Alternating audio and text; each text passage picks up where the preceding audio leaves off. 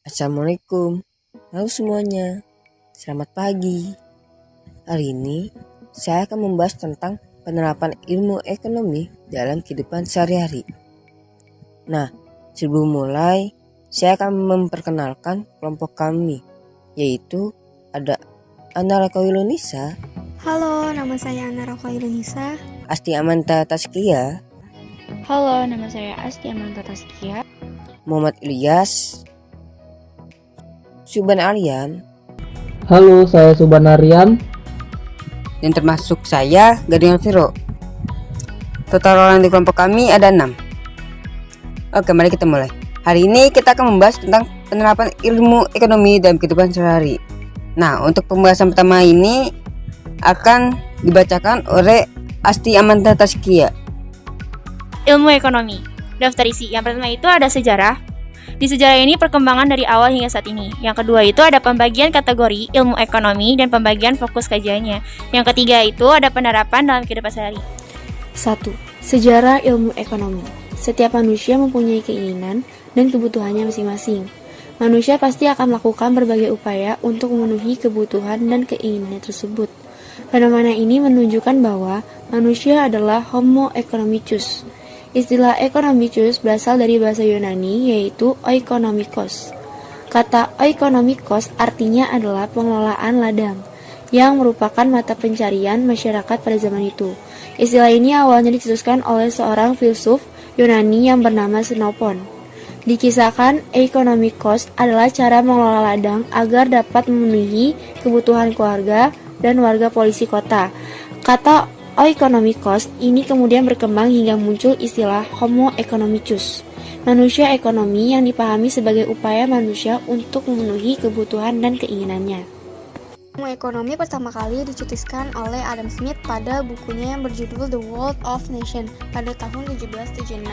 Menurut Adam Smith, ilmu ekonomi adalah ilmu sistematis yang mempelajari tingkah laku manusia dalam usahanya untuk mengalokasikan sumber daya yang terbatas untuk mencapai tujuan tertentu.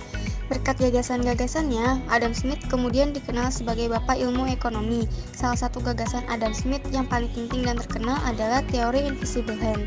Adam Smith berpendapat bahwa kita tidak perlu ikut campur tangan dengan harga di pasar karena adanya tangan-tangan tersembunyi atau permintaan dan penawaran.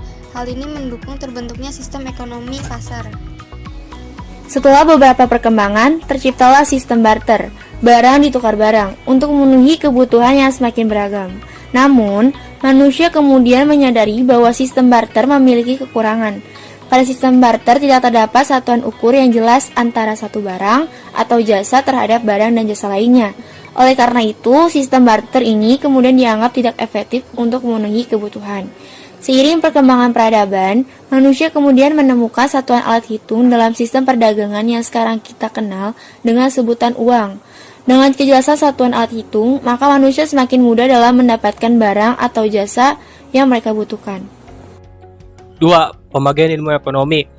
Untuk mempermudah mempelajari ilmu ekonomi, beberapa ahli membuat pembagian ilmu ekonomi.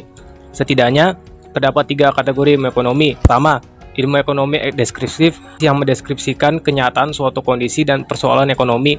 Contoh, kondisi perekonomian Amerika Serikat pasca Perang Dunia II. Sistem moneter dunia sempat mengalami keterpurukan di periode 2 Perang Dunia. Yang kedua, ilmu ekonomi teori adalah analisis yang menjelaskan mengenai definisi, hubungan sebab akibat, dan cara kerja sistem perekonomian. Contoh, pendapatan nasional, inflasi, dan harga komoditas tertentu. Yang ketiga, ilmu ekonomi terapan adalah analisis teori ekonomi untuk diterapkan dalam mengatasi berbagai masalah ekonomi melalui kebijakan ekonomi. Contoh, ekonomi koperasi, ekonomi moneter, dan ekonomi perbankan. Berdasarkan fokus kajiannya, ilmu ekonomi teori juga dibagi menjadi 3, yaitu pertama ada ekonomi makro. Ekonomi makro adalah ilmu ekonomi yang fokus kajiannya mempelajari ekonomi secara luas, baik secara nasional maupun internasional. Kajian ekonomi makro adalah persoalan ekonomi yang menyangkut satu negara. Misalnya pendapatan dan produk nasional, jumlah uang yang beredar, pertumbuhan ekonomi, kesempatan kerja dan tingkat pengangguran, serta hal lainnya yang sifatnya makro. Kedua, ada ekonomi mikro. Ekonomi mikro adalah ilmu ekonomi yang fokus kajiannya mempelajari hal-hal yang tingkatannya kecil. misalnya pada level individu ataupun organisasi.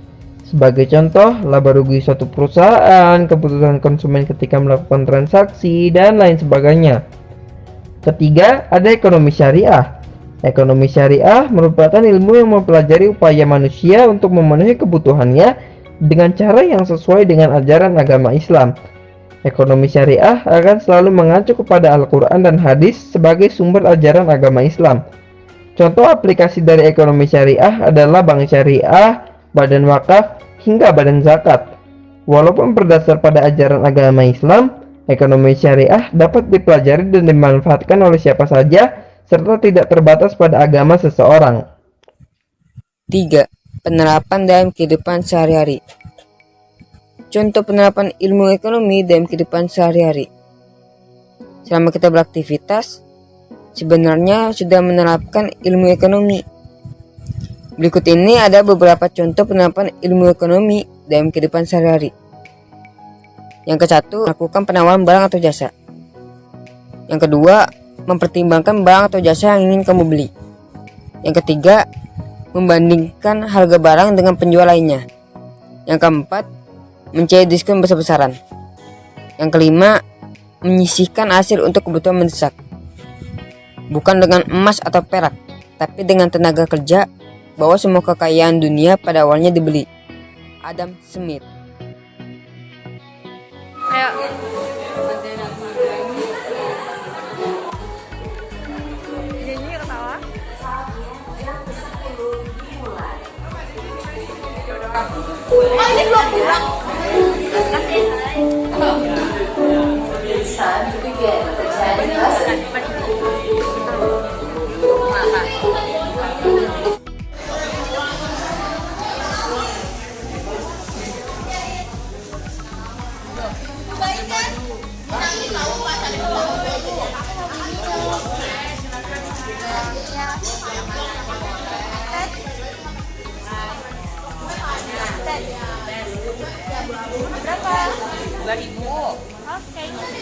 Berapa?